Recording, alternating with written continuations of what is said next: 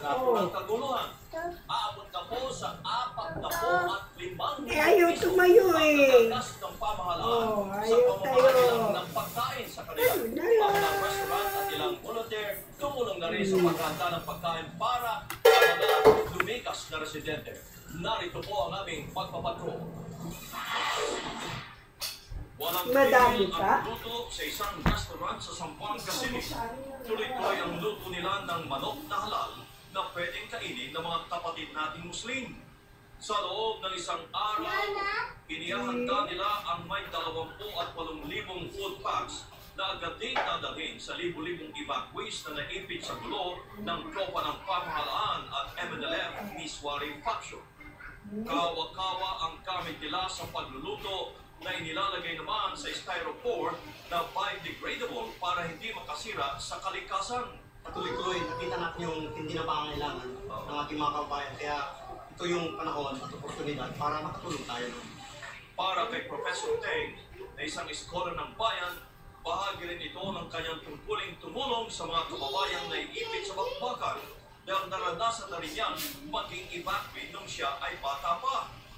Nag-send tayo ng strong message and responded to the call of the national government and the city government sa Crisis Management Committee para po i-entice yung other businessmen and business sector na tumulong para manumbalik po ang kaayusan. Bukod sa restaurant ni Professor Teng, isa pang restaurant sa Zamboanga City ang kinuha ng DSWD para magluto ng pagkain para naman sa mahigit 119,000 evacuees. Araw-araw ay nagluluto sila ng hindi pababa sa 2,000 food packs. Kanya-kanya rin toka ang kanilang tauhan para maihanda ang pagkain bago mag-alas 6 ng gabi. This is actually our 8th day na po. Yung first 7 days, we were donating it unang-una sa mga soldiers and then sa mga evacuees. Ito po unang araw namin, sir, ginagawa po namin ito as ordered by the DSWD. Sa Western Mindanao State University, nawala rin ang mga volunteer students at trainees ng PNP at Bureau of Protection sa pagluluto, ulam at kanin din ang kanilang inihanda araw-araw.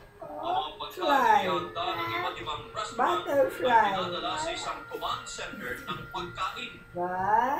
Doon, truck-truck itong mabuting at dadalhin sa may 56 na evacuation center. Lalo na sa Joaquin Enriquez Memorial Sports Complex kung saan pansamantalang nanunuluyan ang mahigit sa 72,000 evacuees.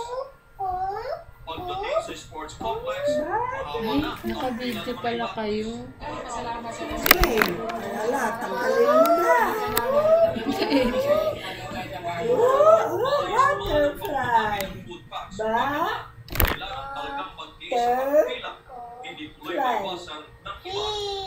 Butterfly. Ilan yan? Ilan yan? 2. Bilang. Paano ang 2? 2. Bilang. 1. Paano ang 3? Paano ang 3? Ay, hindi. Kayo na. Ayaw, kayo na. Sino na? Turuan mo magsulat. ang ibinibigay nila. Kailangan natin bigyan ng sinasabi. Ano to? Banig, Ito, ano to? Butterfly. malong, Ano yan? Ano yan? Anong tawag dyan? baso, biertos, Ha? binibigyan Sa French? nila, tinatawag na hygiene. Ano tawag dito? Tumakbo sila na walang kadala-dala. Papillon. Papillon. Papillon sa French.